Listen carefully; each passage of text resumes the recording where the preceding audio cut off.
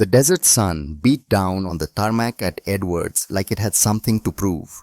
Captain Evelyn Thorne stood beside her husband's F-15, one hand shading her eyes, the other resting on the fuselage that was still warm from the morning's flight tests. Richard Thorne was checking the weapon systems for the third time. He always checked 3 times. It was one of the things that made him the best pilot at Groom Lake. "You're being paranoid again," Evelyn said. She was smiling, but her voice carried an edge. They both knew what they were testing today. What they'd been testing for 6 months, ever since the Air Force had quietly transferred them from Edwards to the facility everyone pretended didn't exist. "Paranoid keeps you alive," Richard replied. He was 41, going grey at the temples, with the kind of calm that came from flying combat missions over places the government would never officially admit he'd been. "Besides, if the readings are right, we're not testing our equipment today, we're testing theirs." Evelyn looked up at the sky. Clear, painfully clear, the kind of October day that made you believe nothing bad could happen. She was wrong. The radar station picked it up at 1300 hours, something coming in fast from high orbit, not a satellite, not a meteor, not anything in the database of every object humanity had ever put into space. By 1315, the alert had gone up the chain of command. By 1320, every fighter at Edwards was scrambling. By 1325, Richard Thorne was in the air, with his wingman call sign Hawk 2. Evelyn watched them go from the command center. She was holding their daughter's hand. Lillian was 8 years old, with her father's eyes and her mother's stubborn refusal to be afraid of anything. "Is Daddy going to shoot down the UFO?" Lillian asked. Evelyn squeezed her hand. "Daddy's just going to take a look, sweetheart. That's what test pilots do. They look at things so the rest of us know what we're dealing with." The thing is, Evelyn wasn't just a pilot's wife. She was a captain too, an engineer, one of 12 people in the United States who understood the technology they had been reverse engineering from the crash site in New Mexico. The one everyone knew about, but nobody talked about. She knew what that radar signature meant. She knew her husband was flying towards something that could cross the distance from orbit to atmosphere in 90 seconds. She knew that F-15s, even the modified ones Richard was flying, were built to fight other jets, not ships that traveled between stars. And she knew somewhere deep in her chest where fear lives before it becomes thought that she was about to lose him. The communication came in at 1332. Richard's voice calm and professional, even as his instruments were screaming at him. "Command, this is Hawk 1. Visual confirmation on bogey.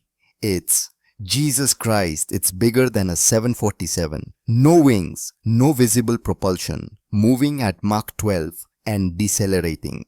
Colonel Garrett Ashford was standing next to Evelyn in the command center. He was 31 years old, already decorated. From a war, the Pentagon still classified with a voice that never got louder than it needed to be. "Hawk 1, maintain distance," Ashford ordered. "Do not engage. Repeat, do not engage. We need imagery, not contact." "Copy that command. Maintaining 2 miles separation. Hawk 2, stay on my 6. For 90 seconds, they watched the radar screen. 2 small green dots representing the most advanced fighters America had ever built. 1 massive red signature representing something humanity had only theorized about.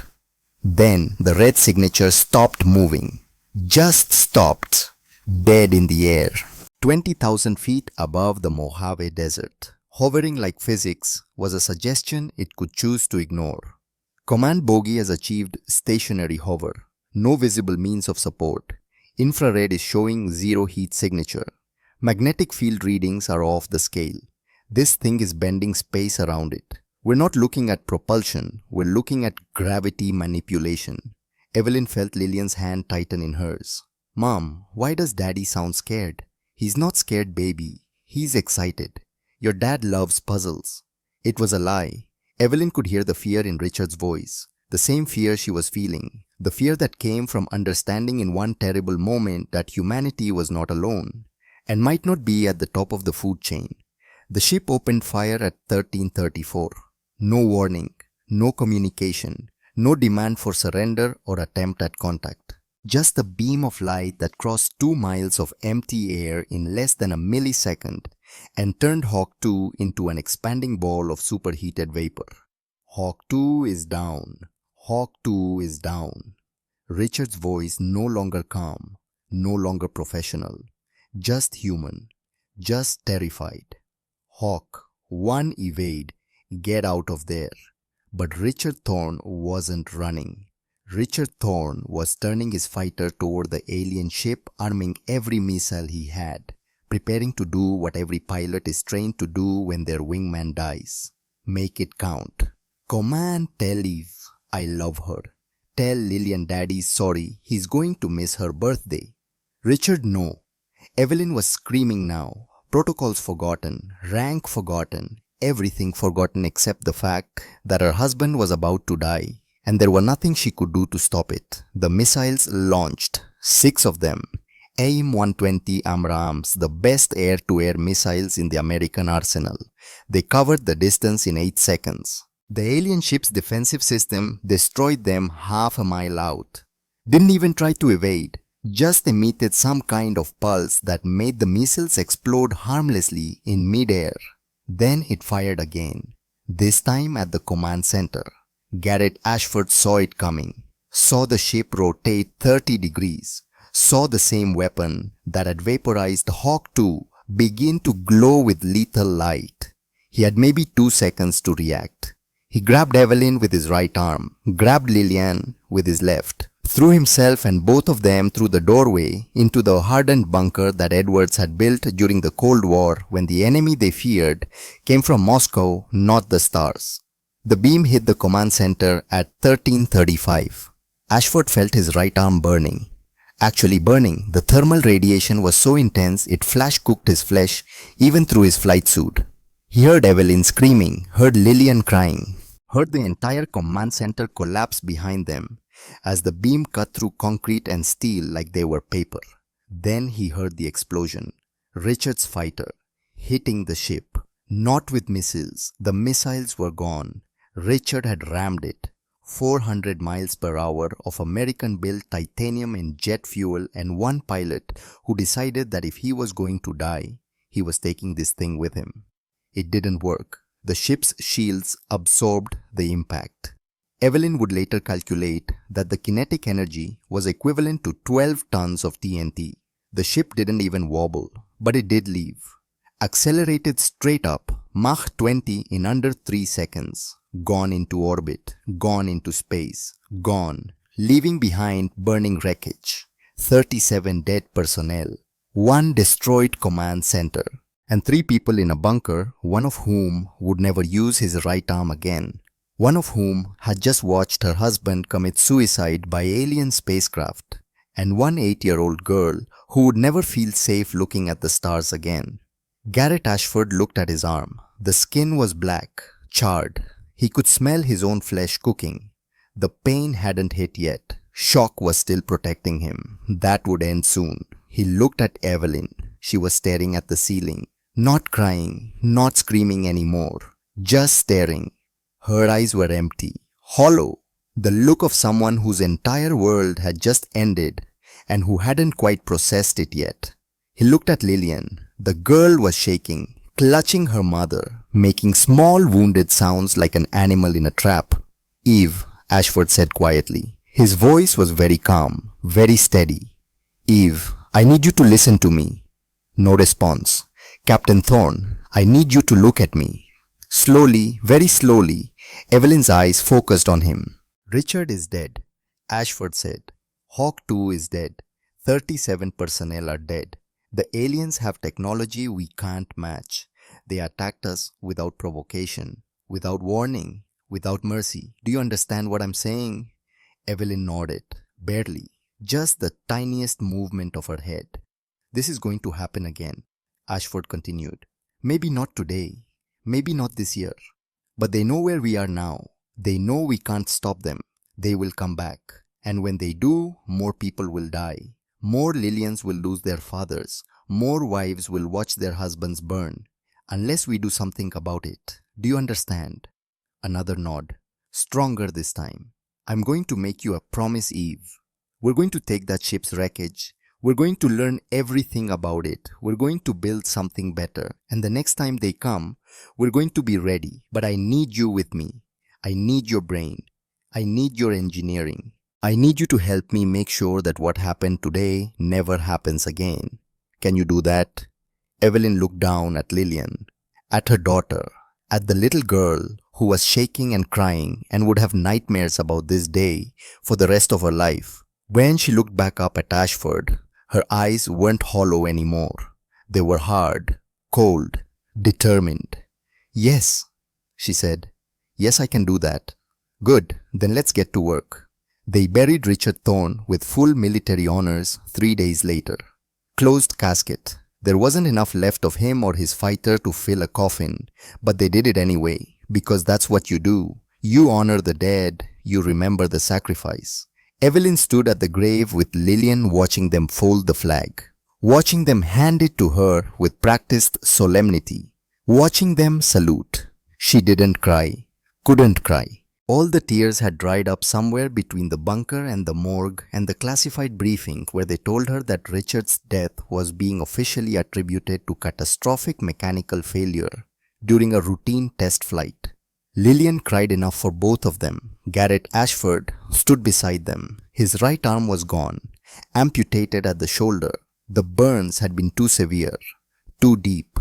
The doctors had tried to save it, spent 18 hours in surgery, trying to rebuild tissue that had been cooked down to the bone.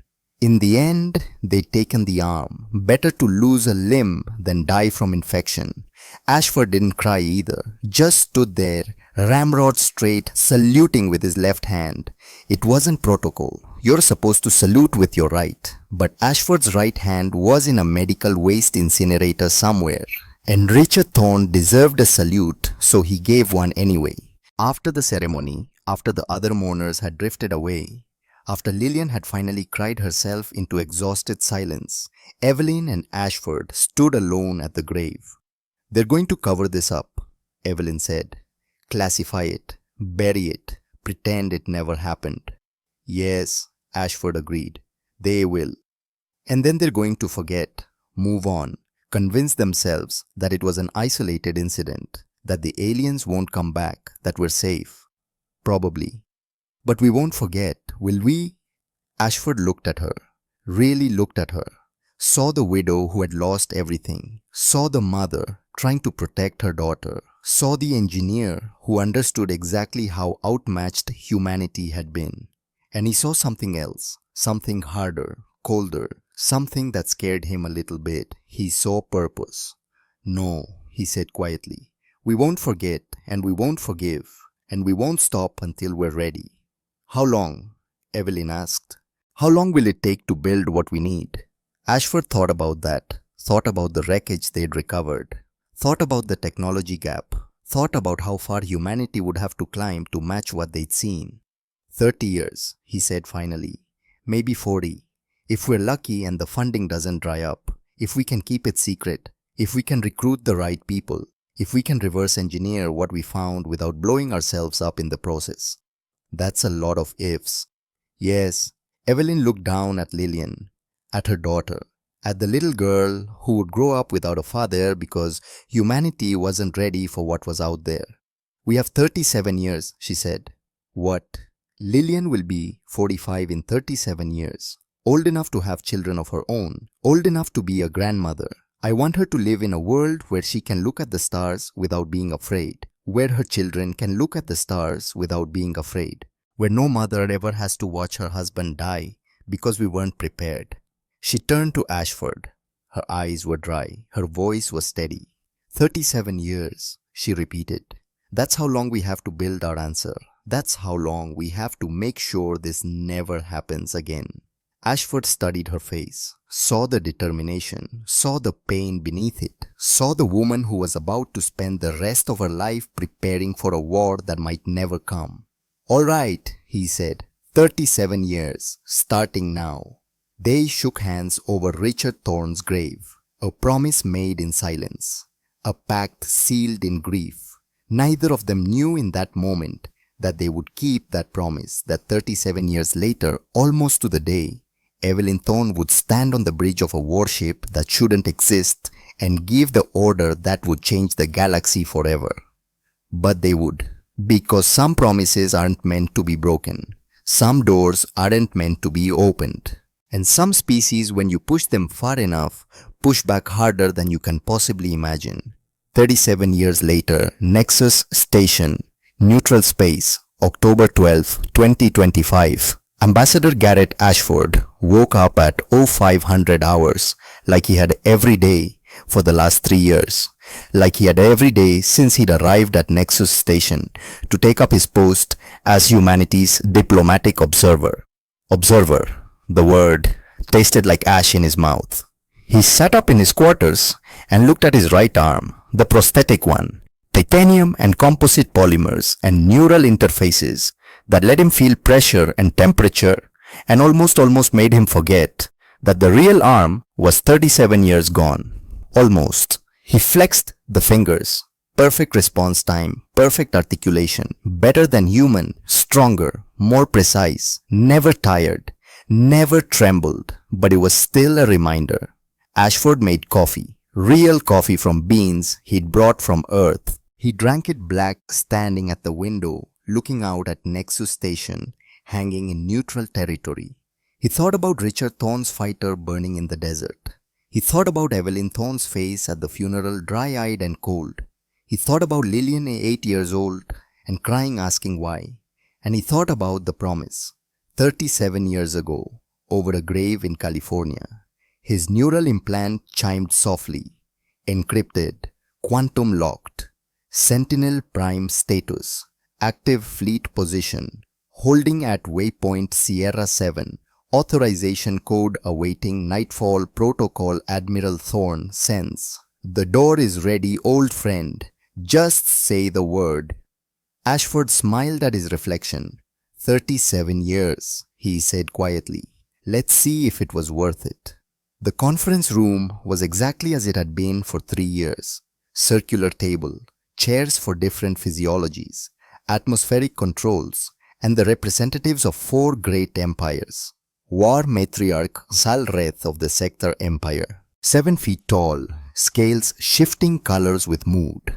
Right now, mottled green-red, agitated, aggressive, crystalline Chancellor Vorahan of the Hegemony, living crystal chiming softly when he moved.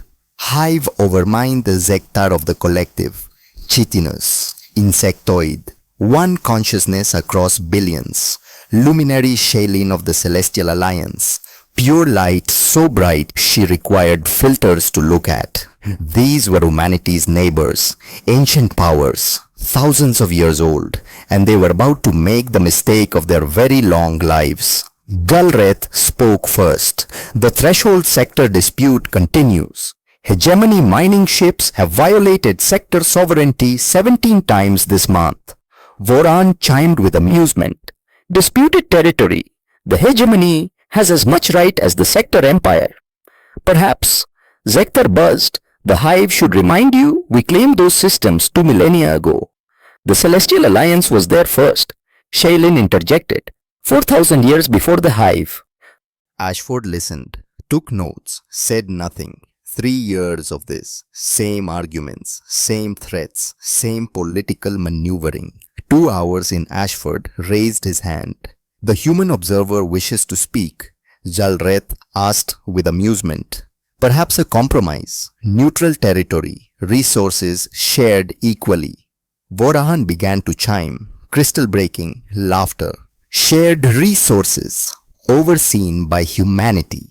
The species with 12 systems, you would arbitrate between millennia-old empires.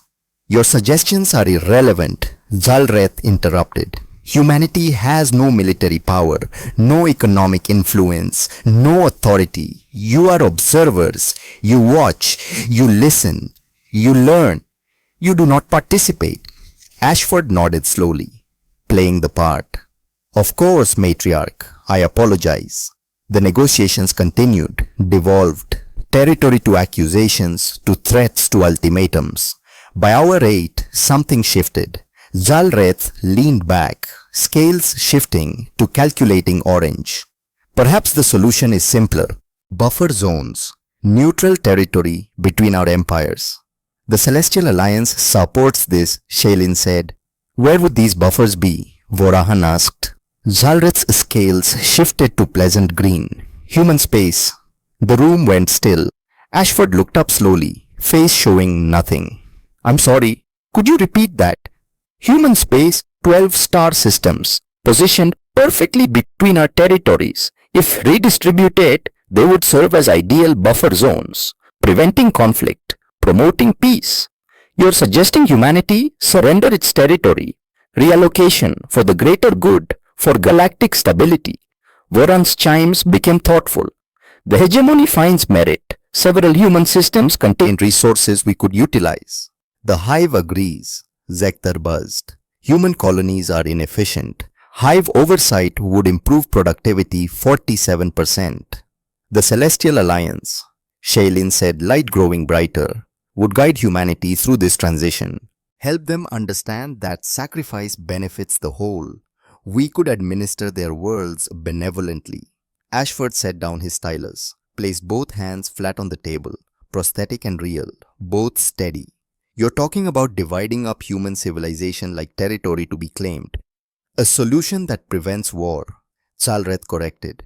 Surely humanity understands peace. And if we refuse, Zalrith's scales shifted to black. Finality. Let us be honest. Humanity has 200 escort vessels. The Sector Empire alone has 4,000 warships. Combined, we represent overwhelming force. If humanity refuses, what would you do to stop us? The question hung like a blade. Voran chimed softly. We prefer cooperation, but if not forthcoming, we possess other means. Trade embargoes, resource restrictions. Humanity depends on galactic commerce. The Hive calculates 92% probability of successful occupation with minimal casualties, Zektar said. The Celestial Alliance would grieve conflict, Shaylin added. But sometimes guidance requires firmness. If humanity cannot see wisdom in cooperation, perhaps firmer guidance becomes necessary. Ashford looked around the table at 4 representatives who had just casually discussed conquering his species. He thought about Richard, burning. He thought about Evelyn, making a promise. He thought about Lillian, asking why. He thought about the fleet, 3 light months away, waiting. For 37 years, humanity had prepared. For 37 years, they'd been lying. Time to stop. Ashford stood, gathered his notes, looked at each representative. I need to contact my government. This requires official response. Of course, Zalrith said. Satisfied read. Take your time, though not too long. Humanity's cooperation or resistance is ultimately a minor detail. Ashford nodded, walked to the door, stopped, turned. One question. Yes. New Terra, one of our 12 systems. Agricultural colony, 2 million people, no strategic value, no resources. What about it? If you divide our space, which of you gets New Terra? They looked at each other. Galreth shrugged, determined by division specifics. Why is it important personally? Ashford was quiet. My best friend is buried there. His 8-year-old daughter died 37 years ago, killed by a sector reconnaissance ship, without provocation, just murdered, then left. The room went still. I stood at their graves, made a promise that this would never happen to anyone else, that humanity would be ready, that next time someone threatened us, we'd have an answer. He smiled, not pleasant. I wanted you to know before. Before what? Ashford touched his neural implant. One word, one code, nightfall. Before you meet what we built.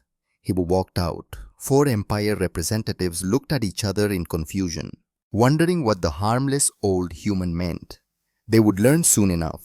3 light months away, Fleet Admiral Evelyn Thorne received the message. 62 years old, grey hair in severe bun, uniform perfectly pressed, eyes cold, hard, focused, waiting for 37 years. The message decoded Nightfall authorized protocol. Active Admiral Thorne. The door is open. Thorne stood, looked at her crew. Attention all hands. Protocol Nightfall is active. All units decloak on my mark. Time to show them what we've built. She paused, thought about Richard, Lillian. For 37 years we've been observers, weak, harmless. Today that ends. They learn the door was locked from the inside and we've been behind it, waiting, building, preparing. She took a breath. All ships, decloak, jump to Nexus, standard formation. Throughout the fleet, stealth systems deactivated. Not 12, not 100, 240 warships, led by UES Retribution. 3.2 kilometers of composite armor and weapons 4 empires couldn't classify. The answer to a promise made 37 years ago. Thorne sat back. Richard, Lillian, I kept my word. Watch what Mommy built. The fleet jumped to hyperspace. Destination Nexus Station. ETA 6 hours. His station commander Telvar had managed Nexus for 43 years. He had seen diplomatic incidents, near wars, trade disputes, but he had never seen his entire sensor array go insane. So multiple contacts, very large, appearing at system edge. Delvar pulled up tactical. What he saw made no sense. How many? 12. No 16. 24. Sir, the count keeps changing. Power readings impossible. Mass calculations contradictory. Visual. The screen flickered, showed empty space. Then like a curtain drawn back, 12 massive warships materialized. Grey, dark grey, storm clouds and gunmetal. No windows, no seams. Smooth surfaces absorbing sensor scans. Huge. Largest sector cruiser 2 kilometers. These ships 3.2. Each one. Dreadnoughts dwarfing anything known. Gods, Delvar whispered. Sir, transmission, audio, broadcasting every channel, every frequency. Play it. Female voice, human, calm, absolute certainty. Nexus Control, Fleet Admiral Evelyn Thorne, United Earth Expeditionary Space Force, requesting dock permission. I have diplomatic business. My shuttle launches shortly. The rest of my fleet will maintain position. Wouldn't want to crowd facilities. Telvar stared at 12 warships. Rest of your fleet. Those 12. Pause. He could hear the smile. Oh, those no commander. Just the Retribution class dreadnoughts. The rest is still arriving. That's when sensors went from insane to deranged.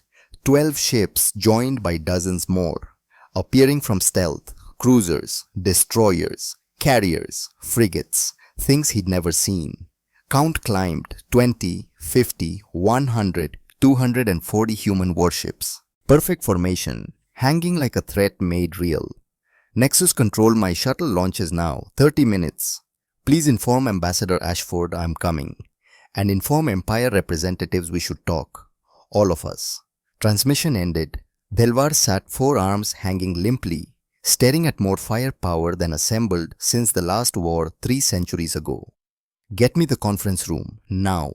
Find Empire fleets. This day just got much worse.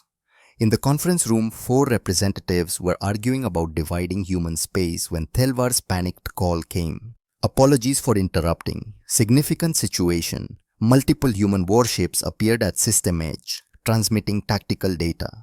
Jalreth pulled up her display, looked again. Scales shifted rapidly from satisfied red through confusion orange to shock white. 12 ships. Humans showed 12. This is impressive. Matriarch, please check scale and note 240 ships in formation, not 12. The 12 are simply largest. Voran's crystalline body chimed rapidly. Breaking glass, stress fractures. Impossible. Human manufacturing cannot support this. Our intelligence shows fewer than 300 total vessels, including cargo. This must be error. Not error, Chancellor. Admiral Thorne requested dock permission, says she has diplomatic business. Zektar's mandibles clicked frantically. Hive collective processing, trying to make sense. Anomalous signatures throughout system. These ships did not travel normal space. They appeared, materialized, using stealth we cannot classify. Propulsion we cannot identify. Hive Collective is concerned. Concerned. Zalreth's scales now fully white. We just threatened their civilization and they parked 240 warships on our doorstep. Shaylin's light dimmed to barely a glow. Voice subdued. Perhaps this is misunderstanding. Perhaps humans simply wish to demonstrate they're not defenseless. Need not escalate. 240 warships is not demonstration, Zalreth snapped. It's declaration. The door opened. Garrett Ashford walked in. Face calm, but eyes bright, sharp. Someone who'd waited very long for this exact moment.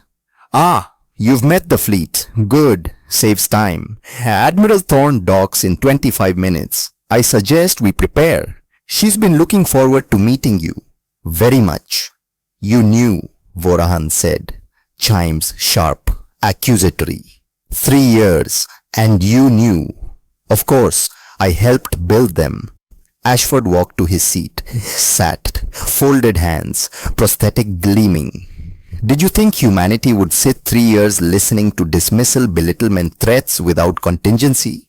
Did you believe we were that naive? You lied, Zalreth said, scales shifting white and black. Shock and rage. No matriarch, we simply didn't tell truth. There's a difference. You never asked about more ships, you assumed, based on intelligence, observations. Certainty that species as young as ours couldn't build anything you couldn't detect. Ashford leaned forward. You assumed wrong. How? Zektar demanded. Hive monitors all human shipyards, tracks construction. We would have known. You monitored yards we let you see. Construction we wanted tracked. Every cargo vessel, every transport, all 200 escorts visible, operating as expected. Ashford smiled. Other yards, Mars, Europa, Titan, asteroid belt, built underground, built deep space, operating 37 years while you assumed we were learning to walk those you didn't see, because we didn't want you to. 37 years, Shaylin whispered, since your sector ship killed my best friend and his 8-year-old daughter. We've been preparing, building, training, waiting for you to show who you really were.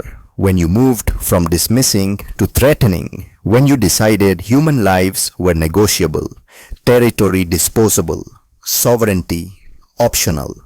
Ashford stood, walked to window, looked at fleet hanging like a promise kept. Today, you showed us who you are. Now we'll show you who we are. And I think Matriarch Chancellor Overmind Luminary, you'll find it illuminating.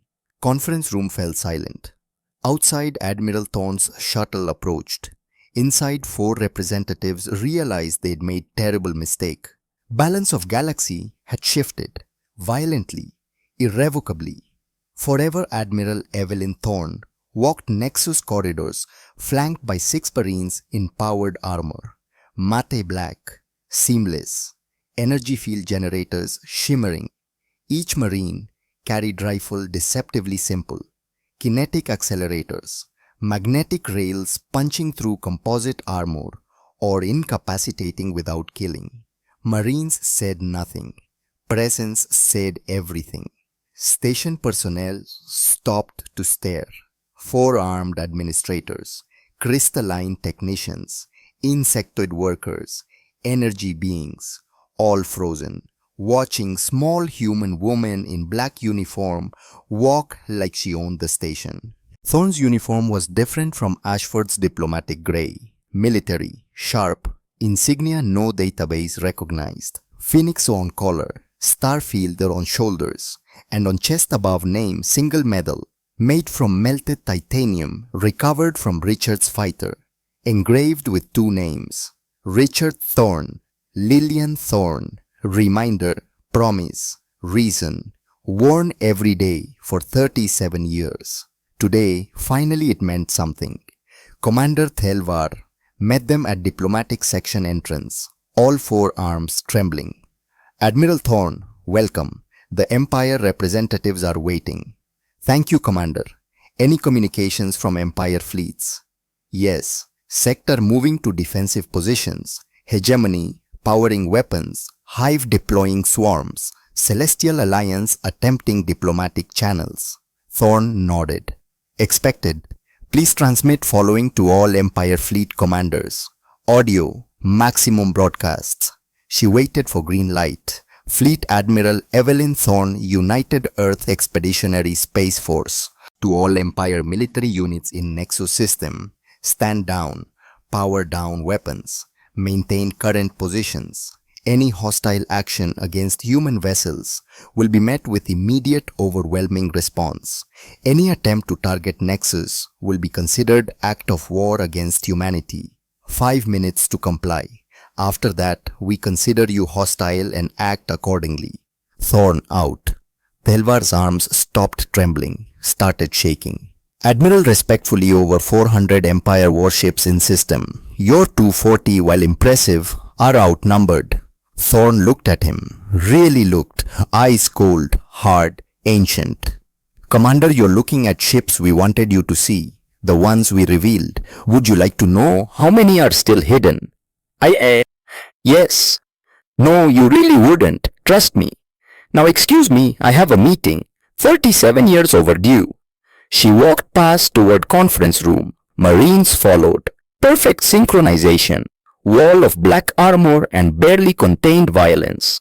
Delvar watched them go, then activated personal emergency protocols. Station commanders they hoped never to need. Prepared for evacuation. Catastrophic failure. War. He had a feeling he'd need them. Conference room door opened. Admiral Evelyn Thorne walked in. 4 Empire representatives looked at her. Small woman with grey hair and cold eyes. Marines behind her. Insignia on uniform. Medal on chest. Garrett Ashford stood, smiled. Genuine, first real smile in 3 years. Eve, good to see you. Garrett, thank you for your service. 37 years is long to wait. Some promises take time. Thorne nodded, turned to 4 representatives, studied them. Expression gave nothing away. War Matriarch Zalreth. Crystalline Chancellor Voran, Hive Overmind Zektar, Luminary Shailin. Thank you for meeting. I understand you were discussing how to divide human space. Please, don't let me interrupt. I'd very much like to hear how you plan to accomplish that. Jalreth's scales were black, solid black, rage barely controlled. You dare threaten us, bring warships to diplomatic station. Violation of every treaty protocol. Every assumption you made about humanity. Thorne interrupted. Yes, tell me, Matriarch, when your reconnaissance ship entered Earth's atmosphere 37 years ago and killed 43 people, including my husband and 8-year-old daughter, did that violate treaties, protocols? Room went silent. I thought not, because there were no treaties. Your empire considers itself above such things when dealing with lesser species. So forgive me if I'm not particularly concerned about diplomatic niceties right now. Thorne walked to table, set down small device, activated it. Holographic display appeared. Footage, recordings, conversations. For 37 years we've been listening. Every communication, every strategy session, every private conversation discussing human weakness, vulnerability, resources that could be exploited. Hologram showed sector commanders discussing invasion routes, hegemony economists calculating colony value, hive strategists analyzed occupation patterns, celestial missionaries planning to guide development. You thought encryption was unbreakable, quantum channels secure, communications private. Thorne smiled. Not pleasant. They weren't, because the encryption algorithms you use, the ones you've used 40 years, the ones adopted from ancient technology. Hegemony supposedly discovered in derelict ship. She paused. We built those algorithms, designed them with backdoors, access points, ways to listen to everything you said, planned, threatened. Then we just gave them to you, let you find them. Adopt them. Become dependent. Vorahan's crystalline body chimed sharply. Several cracks appeared, hegemony equivalent of shock. That's impossible. Those algorithms are centuries old. Humanity didn't have interstellar capability when we crashed a ship in hegemony space loaded with technology we wanted you to find. When we made sure your salvage teams recovered, just enough to be useful but not suspicious. When we essentially handed you tools to make yourselves vulnerable while thinking you were becoming secure. She leaned forward. Chancellor, we've been playing this game longer than you think, better than you can imagine. Zector's mandibles clicked rapidly. Drum roll, hive processing, recalculating, attempting to reconcile known with learned. Hive does not understand. Human civilization, 50 years old in space. You could not have planned this, executed this. Timeline does not work. You're right, if you assume humanity only became space capable 50 years ago. But what if we were preparing before that? What if first human ships you detected were not actually first? What if we were already out here watching building before you knew we existed? She activated another hologram. Mars, Europa, Titan, construction facilities looking decades old. Shipyards operating in secret since before any empire made first contact. We learned from your mistake with us. You showed your hand too early, showed you were dangerous before we were ready to defend ourselves. So we made different choice. We hid, built in secret, became harmless neighbors while building most powerful military in galaxy. And we waited for you to show who you really were. She looked at each of them. Today you showed us. You voted unanimously to divide human civilization, take our worlds, treat our sovereignty as something optional, negotiable, disposable. Voice became very quiet, very cold. That was a mistake. Shaylin's light flickered weakly. Admiral Celestial Alliance meant no harm. We genuinely believed we could help humanity, guide you, protect you from yourselves, Thorn interrupted. Yes, I heard that part. Tell me, Luminary, how many species have you guided over centuries? How many civilizations have you helped by taking away autonomy, their right to make own mistakes, freedom to choose own path? Shaylin was silent. That's what I thought. Here's what you don't understand about humanity. We don't want guides, don't want protectors, don't want benevolent overlords who know what's best. We want to be left alone, build our own civilization, make our own mistakes, succeed or fail on our own terms. Thorn stood. But since you can't leave us alone, since you insist on treating us like children needing supervision, we'll have to teach you a lesson about what happens when you underestimate humanity, threaten humanity, make catastrophic mistake of thinking because we're young, we're weak. She looked at Zalreth. Matriarch, you said humanity has no military power. Said Sector Empire alone has 4,000 warships. Said numbers win wars. Jalreth's scales still black, but white creeping at edges. Fear mixing with rage. Would you like to test that theory? You cannot be serious. You're threatening Sector Empire with 240 ships. No, Matriarch. I'm not threatening. I'm demonstrating there's a difference. Thorn activated neural implant. Spoke one word. Aegis. Outside Nexus Retribution class, Dreadnought at center of formation began to glow. Soft blue light spreading across hull. Energy fields activating. Systems coming online. Sector fleet moving into attack formation was suddenly bathed in same blue light. Then, ship by ship, their weapons went dark. Navigation systems crashed. Targeting computers failed. Missile launchers froze. Energy cannons powered down. 200 sector warships, pride of Empire, best fleet. They had become nothing more than expensive metal floating in space. Life support worked. Engines functioned. Crews unharmed. But every single offensive system simply gone. Disabled. Erased. As if someone reached into ships and flipped switch. In conference room, Xalreth stared at tactical display in horror. What? What did you do? I turned off your weapons, Matriarch. No one hurt, no ships destroyed. Your crews perfectly safe. They just can't shoot anyone anymore. Consider it demonstration of gap between our technologies. The gap you didn't know existed. The gap we've been carefully cultivating 37 years. Thorn looked at tactical display. 200 helpless sector ships. Hegemony fleet stopped advancing.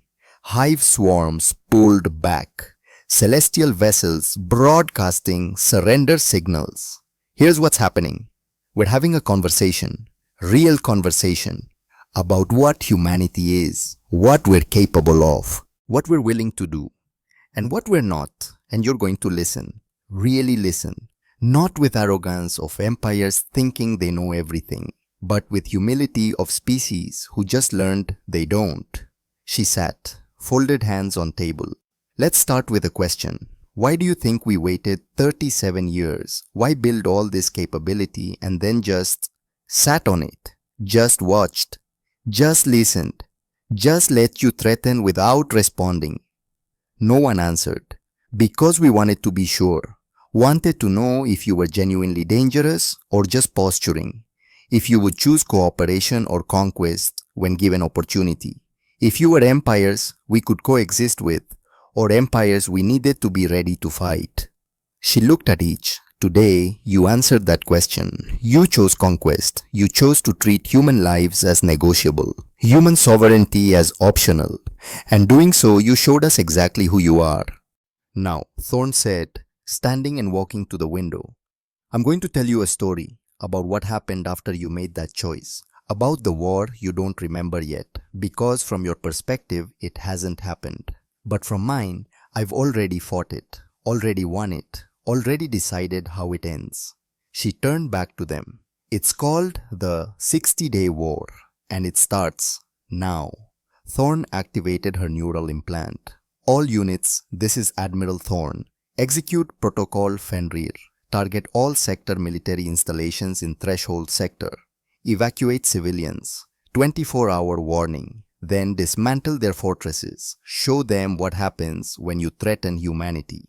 Outside, the fleet moved. Not just the 240 visible ships, more ships decloaked. 40 more, 60 more, 100 more.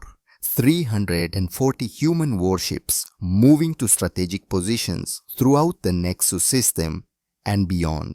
In the conference room, all 4 representatives were staring at tactical displays showing the impossible. You have more. Voran's chimes were discordant, panicked. I have enough, Thorn said simply. More than enough to dismantle every military installation you have. Every fortress, every shipyard, every weapons platform, and I'm going to do it. Starting with the sector since they fired first, then the hegemony, then the hive, then the celestials. She looked at Jalreth. Unless you surrender, now, unconditionally, all of you.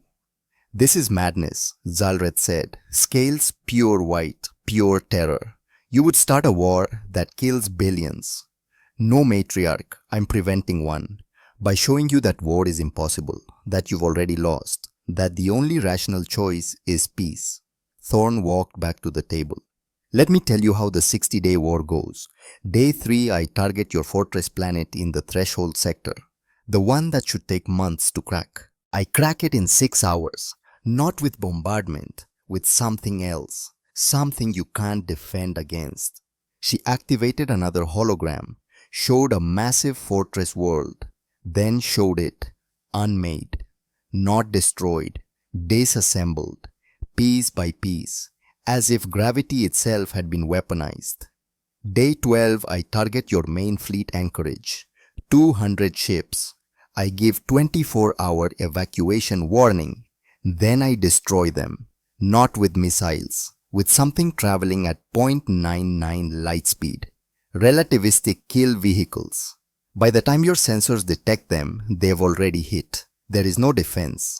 The hologram showed ships exploding, not from weapons fire, from kinetic impact, from small masses that will be traveling so fast they hit with force of nuclear weapons.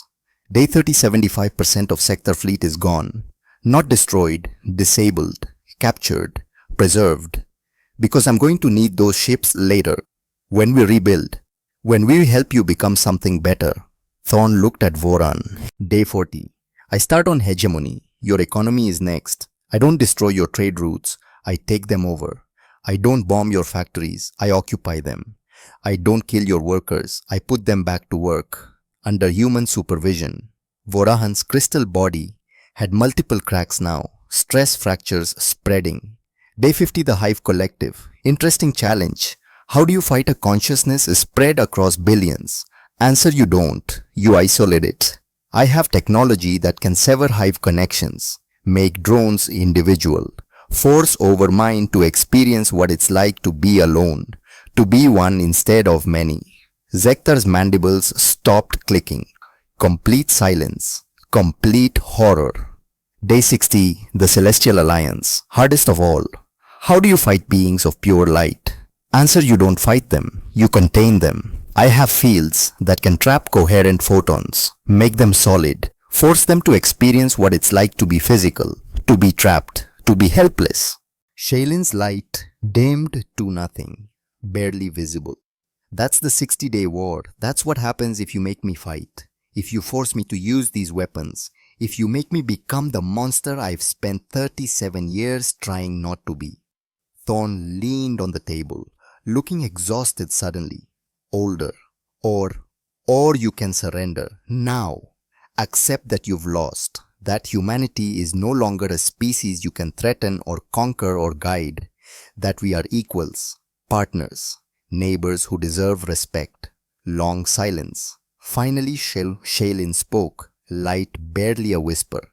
The Celestial Alliance surrenders. We were wrong. Gravely wrong. We accept your terms. Vorahan's chimes were soft, broken. The hegemony surrenders. We misjudged. We will respect human sovereignty. This we promise. Zektar's mandibles click once, slowly. Hive Collective surrenders. Human capability exceeds projections by orders of magnitude. Continued conflict is suboptimal. All eyes turn to Salreth. The war matriarch sat in her chair, scales shifting through every color. White to black to red to orange to green. Fear to rage to shame to calculation to resignation.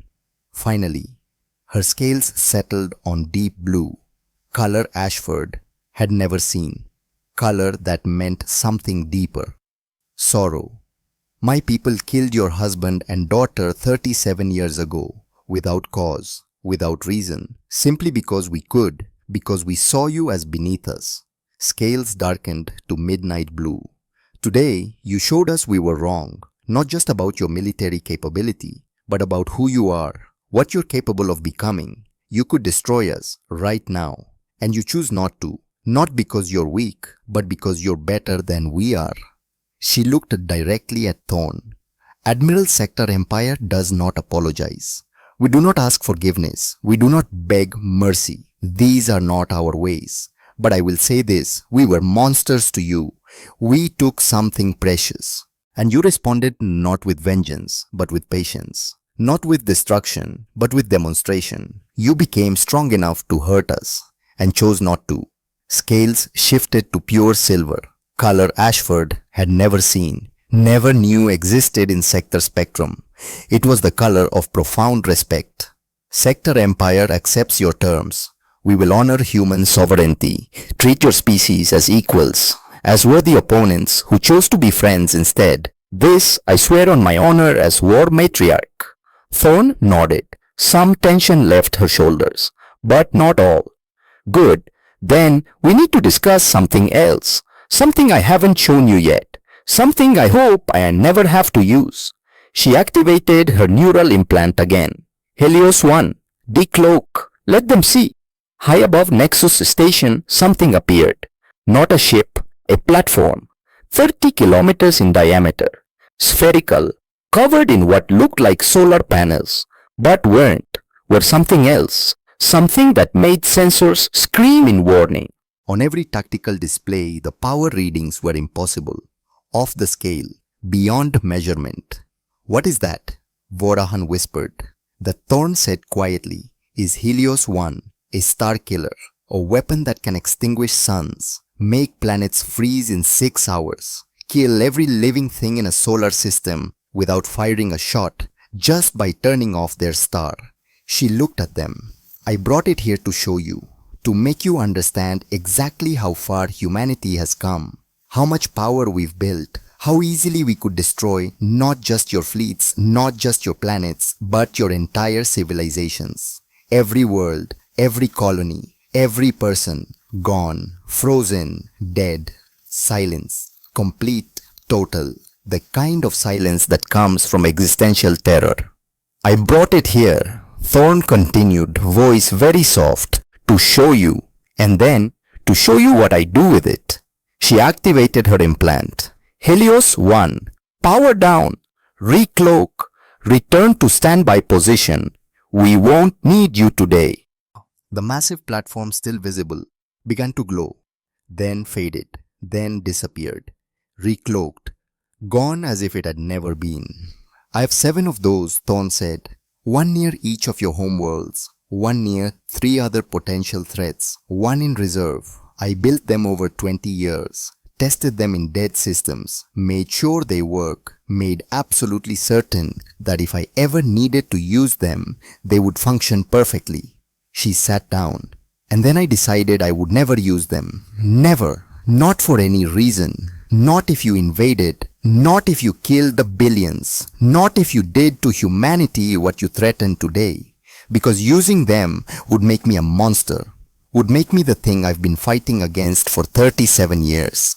The empire that destroys because it can. That kills because it's easier than building. That takes the coward's way. Thorn looked at each of them. I built 7 weapons that could destroy everything. And then I chose, consciously chose, deliberately chose, never to use them. That choice, that simple choice, is what separates humanity from every empire in this room. That choice is what civilization looks like. That choice is what Richard would have wanted, what Lillian deserved. She stood. So now you know. You know humanity has power beyond your comprehension. You know we could end you at any moment. You know we are the most dangerous species in the galaxy. And you know we choose not to be dangerous. We choose to be guardians instead of tyrants, protectors instead of predators. Ashford spoke for the first time since Thorn entered. There's a Latin phrase, Si vis pacem para bellum. If you want peace, prepare for war. We prepared for 37 years. We built weapons of unimaginable power. We became capable of genocide. And then we chose to be something better, something wiser, something worthy of respect. Thorn extended her hand toward Zalreth. So here's my final offer. Work with us, trade with us, be our partners. Trust that we mean what we say. And if anyone threatens, you call us. We'll come. We'll help. And then we'll leave. No strings. No hidden agendas. Just neighbors helping neighbors. Zalreth stared at the offered hand. Small human appendage extended. Gesture representing trust, partnership, equality. She reached out, took it, felt the grip firm and warm and alleged. For our daughters, she said quietly. For the future. Outside the window, human fleet hung motionless, waiting, watching, ready, but hoping desperately, hoping they'd never need to show just how ready they truly were. 18 hours later, Nexus Station. The negotiations had gone through the night. 4 empires and 2 humans hammering out details of peace none expected to need. Trade routes, territory boundaries, non-aggression protocols, technology exchange, mutual defense. The tedious, exhausting, absolutely critical work of turning revelation into lasting policy. Admiral Thorn remained throughout, watching, listening, occasionally interjecting when discussion drifted toward old assumptions. Her presence alone kept conversation honest, reminded everyone what humanity was capable of if this peace failed. Now 0600 station time, there was a pause. Legal teams drafting formal language, diplomats consulting governments. Everyone taking moment to breathe. Thorn stood at observation window looking at fleet, at ships that had waited patiently through night, would continue waiting as long as necessary. Garrett Ashford joined her, two old soldiers looking at instruments of war they'd built. Answer to promise made 37 years ago. Richard would be proud, Ashford said quietly. Would he? Thorn's voice was tired, strained. I built weapons, Garrett, weapons of unimaginable power. I prepared for genocide. I made humanity into the thing we feared. Would Richard be proud of that? You prepared for defense. There's a difference. Is there? Look at those ships. Each carries enough firepower to sterilize planets. Retribution alone could crack moons. We didn't build a military, Garrett, but built instrument of annihilation. And I commanded it, ordered its construction, trained crews, made myself monster so humanity wouldn't be victims. Ashford was quiet for a long moment. When he spoke, voice was gentle. If you know what the difference is between us and them, between humanity and every empire in this galaxy. What? We had power to destroy them, right now, this moment. 240 ships against their fleets. We could have won, could have disabled every vessel, occupied territories, imposed will. We had capability. Justification. They literally voted to divide us up. Self-defense would have covered anything we did. He turned to look at her. But you didn't. You gave them choice. Offered peace. Extended hand to species that killed your family. That's not monstrous, Eve. That's something beyond heroic. That's wisdom. That's leadership that builds civilization instead of destroying them.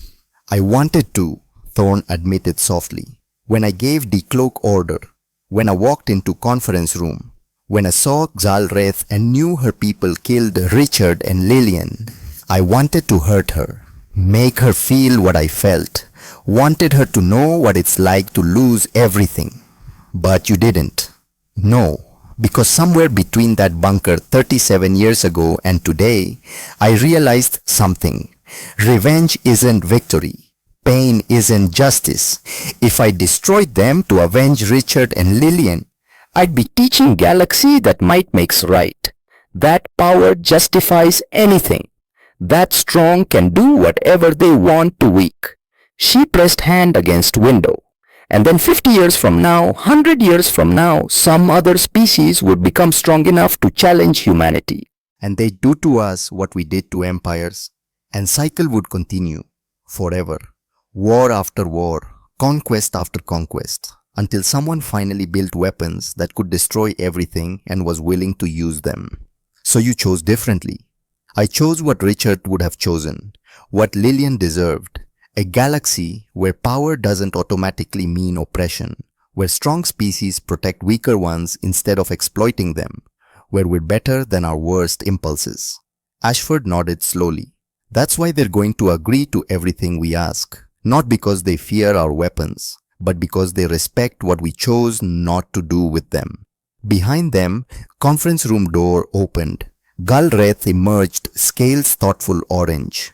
She approached two humans carefully, respectfully. Admiral Thorn, Ambassador Ashford, legal teams need another hour. I wondered if we might speak privately, three of us. Thorn exchanged glance with Ashford. He nodded slightly. Of course, matriarch. What's on your mind? Xalreth moved to stand beside them at window. For long moment just looked at human fleet. Ships that had upended her understanding of galaxy. I need to tell you something. Something I've told no one outside immediate family. 10 years ago, my daughter was killed. Commander Zalith, 32 years old, brilliant tactician. She was leading patrol near Hegemony border when dispute over mining rights escalated. Hegemony vessel fired, destroyed her ship, killed everyone aboard. Scales shifted to deep blue, grief. I wanted war, wanted to mobilize every ship in sector fleet and burn Hegemony space until nothing remained. Wanted revenge, wanted blood, wanted them to hurt like I was hurting. Why didn't you? Thorn asked quietly. Because Hegemony offered reparations, apologies, offered to punish commander responsible, offered everything except what I actually wanted, which was my daughter back. And I realized war wouldn't give me that either. Nothing would. Zalith was gone. All violence in Galaxy wouldn't change that. Salreth's scales shifted to silver again, that color of profound respect. So I buried my daughter, accepted hegemony's terms, continued being leader instead of grieving mother. It was hardest thing I've ever done, and I thought I understood sacrifice, understood loss, understood what it meant to choose duty over personal pain. She turned to look directly at Thorn. But I was wrong, because I only had to make that choice once. You've been making it every day for 37 years. Every time you look out at those ships, every time you train those crews, every time you prepared for war you hoped would never come. You've been carrying your grief and turning it into something constructive instead of destructive for 37 years. Jalreth's voice became very soft. Admiral Thorn, you are strongest warrior I've ever met. Not because of ships, not because of weapons, but because you had power to hurt us and chose mercy instead. That takes strength no sector warrior has ever possessed. Strength I'm not sure I could have shown in your position. Thorn was silent for a long moment. When she spoke, voice went thick with emotion barely controlled. Thank you, matriarch. That means more than you know, but I need you to understand something. I'm not special. I'm not uniquely strong. Any human in my position would have made same choice, because that's what we teach our children. That's what we believe as species. Power exists to protect, not to oppress. Strength is measured by restraint, not violence. And true mark of civilization is what you choose not to do even when you could. Is that why you waited? Jalreth asked. Why you built all this capability and then just watched for 37 years?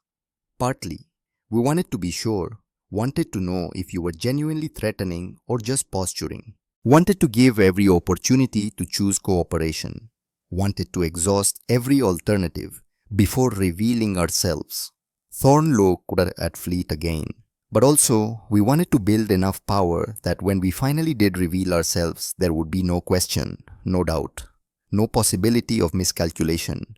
We wanted you to look at our capabilities and understand immediately that war was not option. That only rational choice was peace. Deterrence, Ashford added. Cold War doctrine. Build weapons so terrible their existence prevents their use. Make cost of aggression so high no one dares be aggressive. But Cold War almost destroyed your planet, Jalreth said. I have read your history. Multiple times your species came within moments of nuclear annihilation. Yes, Thorn agreed. Because we had multiple powers with comparable strength, each believing they could win, each willing to risk everything rather than back down. That's why we built such overwhelming capability. We didn't want parity. We wanted supremacy. So complete no rational actor would challenge us. She turned to face Jalreth directly. But we also learned from Cold War. We learned having weapons doesn't mean using them. That greatest strength is knowing when not to strike. That real security comes not from being able to destroy your enemies, but from making them not want to be your enemies in first place. Which is why you offered peace, Jalreth said slowly. Why you gave us choice. You could have simply conquered us.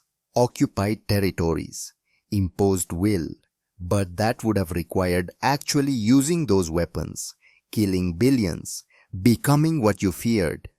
Exactly.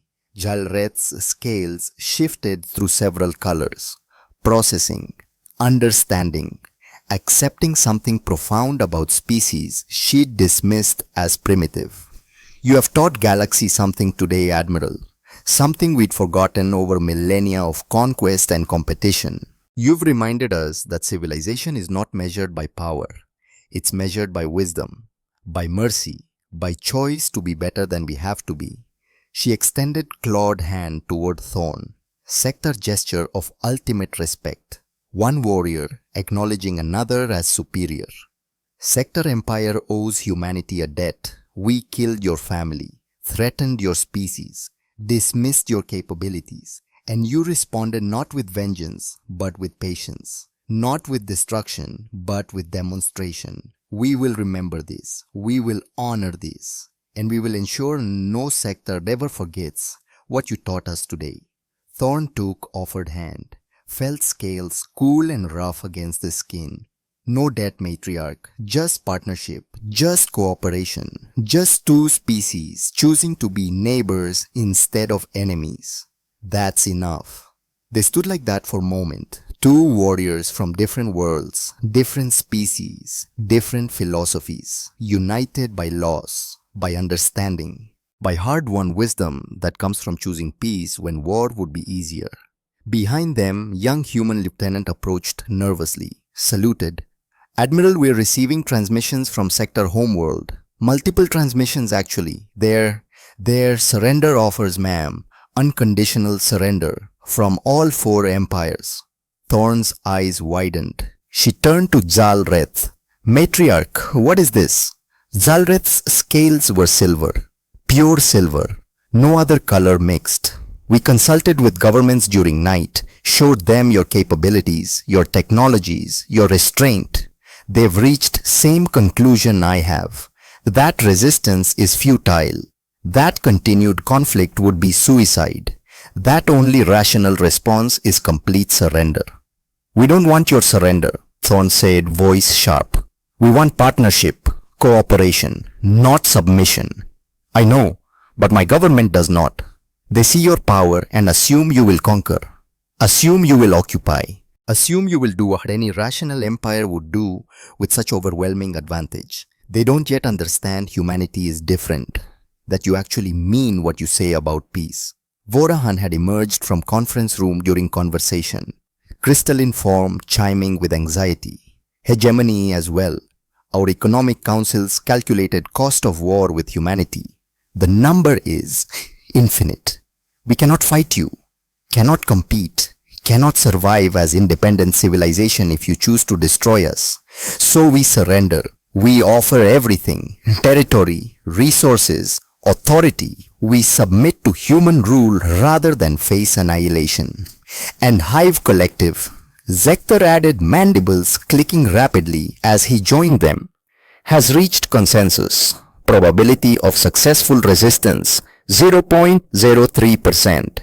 Probability of extinction if war continues 99.97%. Logical action, complete submission to human authority. Shaylin's light was very dim as she floated over them. Celestial Alliance concurs.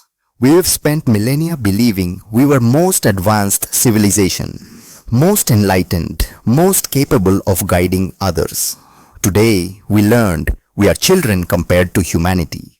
We surrender. We ask only that you be merciful in your rule. Thorn looked at Ashford, saw her own horror reflected in his eyes. No, she said firmly. Absolutely not. We are not accepting anyone's surrender. We are not ruling anyone. We are not building empire. That is exact opposite of what we want. Admiral Voran chimed desperately. You cannot refuse. Our governments made their decision. Our species accepted humanity is now dominant power. If you don't take control, there will be chaos, power vacuums, civil wars, billions will die in transition.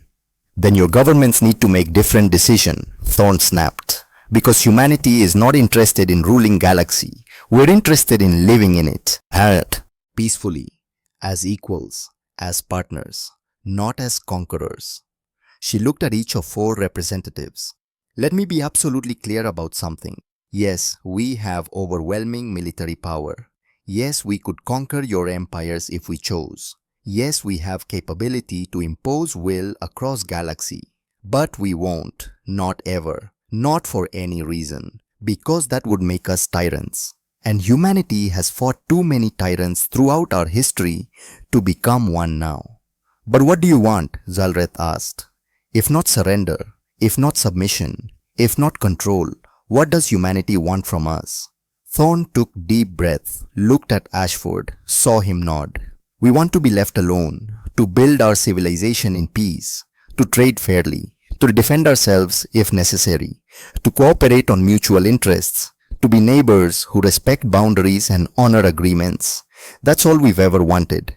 That's what Richard wanted when he flew toward that sector ship 37 years ago.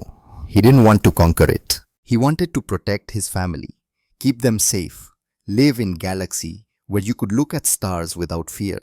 She walked to window, looked at fleet, 240 ships representing 37 years of preparation, sacrifice, determination.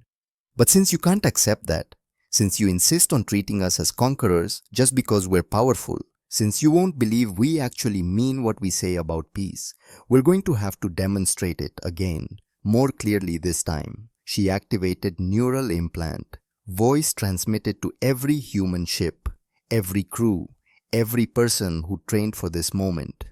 All units, this is Admiral Thorne. New orders, protocol withdrawal, effective immediately. Ashford's eyes widened. Eve, are you sure? Yes. It's only way they'll understand. She looked at 4 Empire representatives. Humanity is withdrawing from Galactic Coalition. We're pulling out of all mutual defense pacts, all trade agreements, all diplomatic treaties. We're returning to our space, closing borders, ending all official contact with Empire governments. What Voran's chimes became discordant. That's isolation. That's abandoning galactic community. Yes, because galactic community cannot accept us as we are. You keep trying to make us fit your patterns.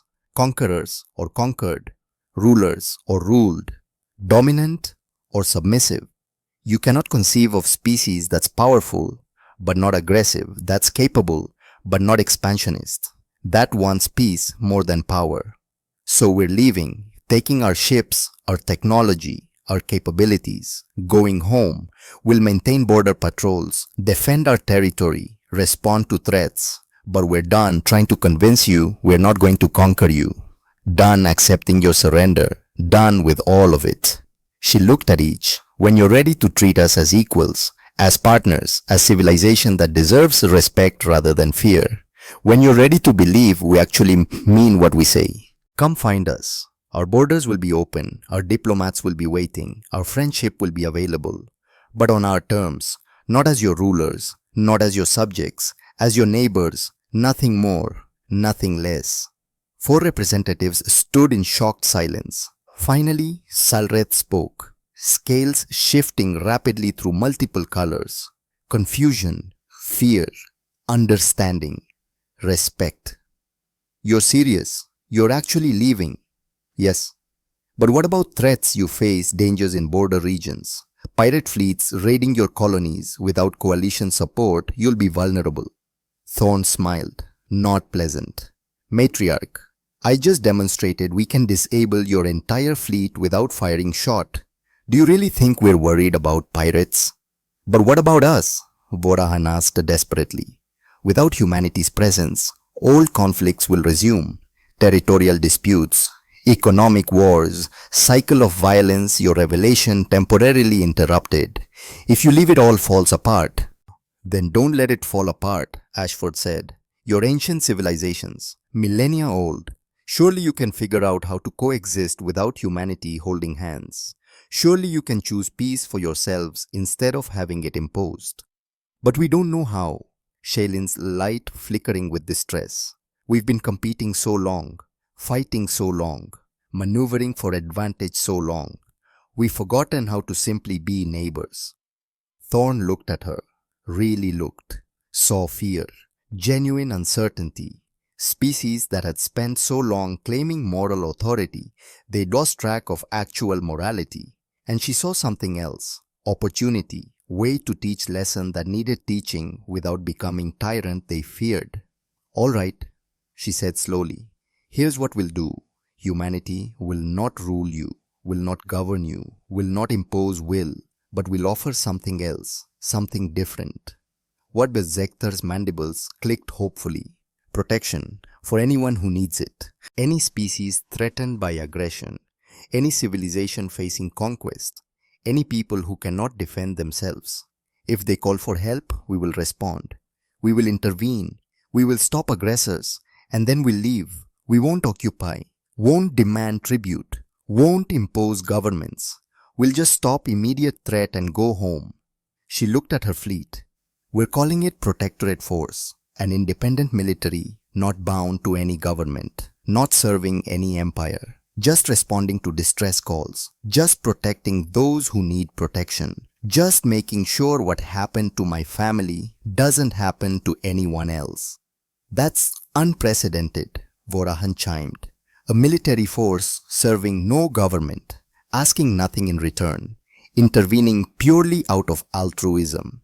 Yes, because someone needs to, because galaxy needs guardians, not conquerors, because power should be used to protect, not oppress. That's what Richard believed. That's what Lillian deserved. That's what humanity will provide. Ashford was smiling. Si vis pacem para bellum. If you want peace, prepare for war. We prepared, built weapons, trained forces. Now we're using them exactly as meant to be used. For defense, for protection, for making sure weak aren't victimized by strong. But who decides what constitutes threat? Zalreth asked. Who determines when intervention is justified? You're talking about enormous power with no oversight, no accountability, no checks or balances. You're right, Thorne admitted. It's dangerous precedent, potentially disastrous. That's why we're implementing strict protocols. Intervention only when specifically requested. Clear rules of engagement, limited objectives, and complete transparency. Every action we take will be recorded, broadcast, made available for any species to review and judge. And if you abuse this power, Zektar asked, if you become what you claim to oppose, if Protectorate Force becomes just another empire, then you will have been right to fear us, and we will have failed. Failed Richard, failed Lillian, failed ourselves. But that's risk we're willing to take, because alternative is worse. Alternative is galaxy, where strong prey on weak with impunity, where no one stops aggressors because everyone too busy being aggressors themselves, where cycle of violence continues forever. Thorne walked to center of room, looked at each representative in turn. 37 years ago I made promise that what happened to my family would never happen to anyone else, that humanity would be ready, that we would protect. Today I am keeping that promise. Not by conquering you, not by ruling you, but by being guardians this galaxy needs. Species that's strong enough to intervene, but wise enough to leave afterward. Civilization that uses power to protect rather than oppress. She extended hand toward them. All of them. So here is my offer, one last time. Work with us, trade with us, be our partners. Trust we mean what we say. And if anyone threatens you, call us. We'll come. We'll help. Then we'll leave. No strings, no hidden agendas. Just neighbors, helping neighbors. For a long moment, no one moved. Then Shaylin drifted forward. Light brightened slightly. Celestial Alliance accepts not your rule, but your partnership, your protection if needed, your friendship always. Vorahan's chimes became harmonious. Hegemony agrees. We will learn to trust, learn to believe, learn that power can be benevolent instead of brutal. Zektar clicked mandibles in what might have been Hive laughter. Hive Collective calculates probability of successful cooperation, 94.3%. Acceptable odds. We agree. All eyes turned to Jalreth. War Matriarch stood silent. Scales shifting through every color, every emotion, every possibility, finally settled on silver. Sektar Empire agrees, not out of fear, not out of submission, but out of respect, out of understanding you've shown us something we didn't believe possible. That strength and mercy can coexist. That power and wisdom can be same thing. She extended clawed hand toward Thorne. We will be your neighbors, Admiral, your partners, your allies if you need us. And we will remember, we'll teach our children, we'll pass down through generations what you taught us today. That choice between can and should is what separates civilization from chaos, guardians from tyrants, friends from enemies. Thorne took her hand, felt scales warm now, accepting, trusting, for our daughters, for all our daughters, for everyone who deserves to live without fear. For the future, Zalreth agreed. Outside window, human fleet be us to move. Not attacking, not threatening, just repositioning, preparing to return home, to wait, to be ready, to be guardians they'd promised to be. 10 years later, 2035, New Terra Colony, Memorial Day, Admiral Evelyn Thorne walked slowly toward graves. 72 now, hair completely white, face lined with age and responsibility. Walked with cane, left knee finally gave out 2 years ago. Too many decades standing on bridge decks. Too many hours in artificial gravity. But still Fleet Admiral, still in command, still leader of Protectorate Force that had responded to 43 conflicts in past decade. That had stopped 17 attempted conquests. That had saved billions of lives across dozens of species. Still keeping promise. Behind her, Garrett Ashford walked at respectful distance, 75, officially retired, but still attended these ceremonies, still stood witness, still remembered. Memorial on New Terra had grown since last visit. What had been 2 graves was now wall. Black stone engraved with names, 40,000 names, every person who died in conflicts. Protectorate Force had stopped. Every life saved by humanity's choice to be guardians instead of conquerors. And at top, in letters larger than rest, 2 names. Richard Thorne, Lillian Thorne. Thorne stood before wall, reached out, touched letters of her daughter's name. Hi sweetheart, Daddy and I came to visit, to tell you what we've been doing, to show you what your sacrifice meant. She gestured at wall, at names. At memorial that had become place of pilgrimage for species across galaxy. 43 conflicts resolved, 17 conquests stopped, 56 billion lives saved. Not bad for 10 years work, not bad for keeping promise. She was quiet for a moment. Sector have joined us. Did I tell you, Zalreth's granddaughter, they named her Lillian Saltara. She commands joint sector human fleet now, fighting beside us, learning from us, teaching us things we didn't know about warfare and honor and sacrifice. Hegemony has opened markets completely, free trade across all borders, economic integration like Galaxy has never seen, prosperity for everyone, including species that used to be exploited. Chancellor Voran calls it Thorne Doctrine. I told him to call it something else. He didn't listen. Hive Collective has been fascinating. They've started experimenting with individual consciousness, allowing drones to make own decisions. Zekta says they're evolving, becoming something new, something better. He credits humanity's example, says we taught them unity doesn't require uniformity. And Celestial Alliance. They've stopped trying to guide everyone. Stopped assuming they know best. Shailin retired 3 years ago. Passed leadership to someone younger.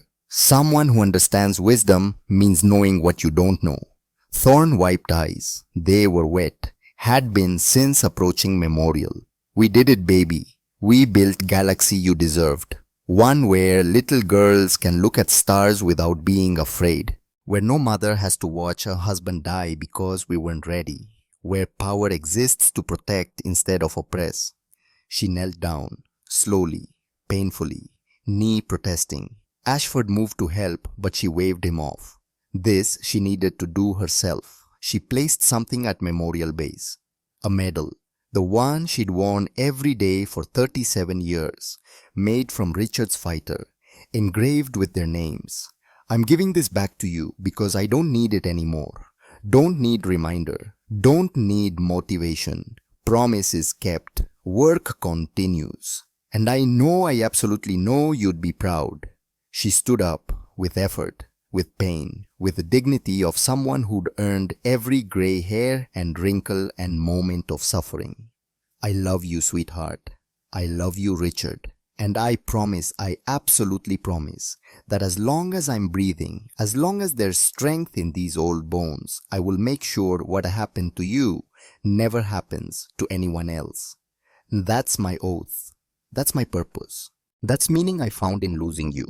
She turned to leave, stopped, looked back one more time. Oh, and baby, there are kids playing in square behind us. Human kids, sector kids, hegemony kids, hive kids, celestial kids, all together, playing, laughing, not caring about species or empire or history. Just being kids, just being friends. That's your legacy, Lillian. Not ships, not weapons, not protectorate force. Those kids, that future, that's what you bought with your life. And it's beautiful. She walked away from Memorial. Ashford fell in beside her. They walked in silence for a long time. How much longer, Eve? Ashford asked finally. How much longer can you keep doing this? You're 72. You've earned retirement, earned peace, earned rest. Until there's no one left who needs protecting, Garrett. Until Lil's distress call goes unanswered because there are no more distress calls. Until Galaxy figures out how to be civilized without needing guardians. Or that might never happen. I know, but Lillian deserved better. Richard deserved better. All those names on that wall deserved better. So I'll keep going, keep protecting, keep being what they needed me to be. Even if it kills you. Thorne smiled. Especially if it kills me, because that would mean I died doing something that mattered, that I spent last breath making sure someone else didn't have to lose what I lost. That's not bad way to go. They reached square, saw children playing, saw adults watching, saw mixture of species that would have been impossible 10 years ago. Now normal, natural, expected. Young sector child, maybe 8 years old, ran up to Thorne. Scales bright green, happy, excited. Are you Admiral Thorne? Yes, I am. My grandmother told me about you. She said you saved her life. She said you're reason I get to exist. Thorne knelt down, slowly, painfully, looked child in eyes. What's your name, sweetheart? Lillian Saltara. Thorne's breath caught. She reached out, touched child's scales gently. That's beautiful name. Very beautiful. You take care of it, okay? Honor it. Be brave like person you're named after.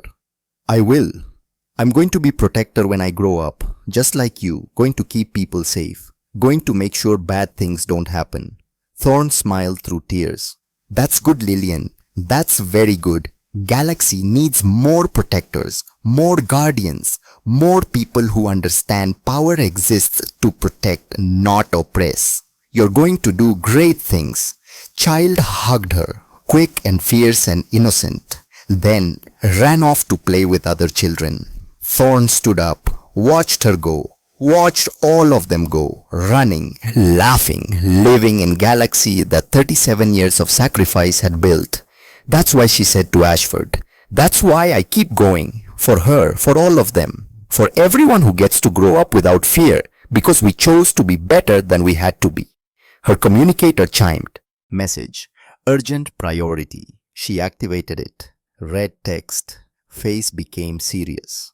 New distress call. Unknown species. Galactic rim. They're being attacked by someone with 50,000 ships. They're asking for help. 50,000. Ashford's eyes widened. That's full-scale invasion. How many ships can we commit? Thorne smiled. We'll send 100. That should be more than enough. Eve, are you sure if enemy really has 50,000, then they're about to learn what humanity has known for 10 years. Numbers don't win wars.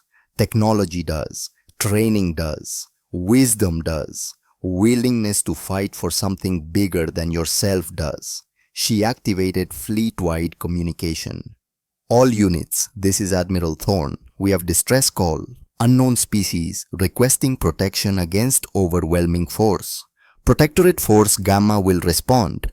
100 ships, standard intervention protocols. Remember what we fight for. Remember who we protect.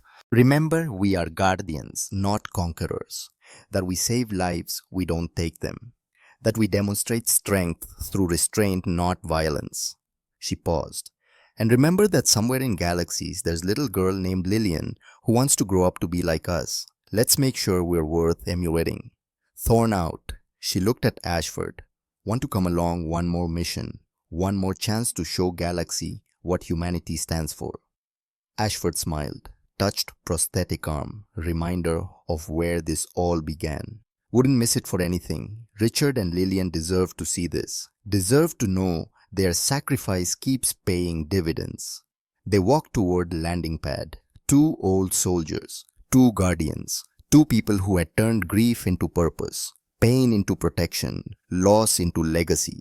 Behind them, children played in square, human and alien, friend and future. Generation that would never know fear Thorne and Ashford had lived with. That would grow up in galaxy where strong protected weak, where power meant responsibility, where civilization was measured not by what you could destroy, but by what you chose to save. That was promise kept, door that had been locked from inside. 37 years of preparation that had changed galaxy forever, not through conquest, not through domination, but through simple revolutionary choice to be guardians instead of tyrants, to be protectors instead of predators, to be civilization every species aspired to become, instead of empire every species feared. And as Thorne's shuttle lifted off towards stars, toward another conflict, toward another chance to demonstrate power and wisdom, could coexist, one thought echoed through her mind. This is what strength looks like, Lillian. This is what your father died for. This is what you deserved, not ability to destroy, but wisdom to know when not to. That choice, that simple choice, separates everything. Guardians from tyrants. Civilization from chaos. Friends from enemies. And that choice will echo for generations. For our daughters. For all our daughters. Forever.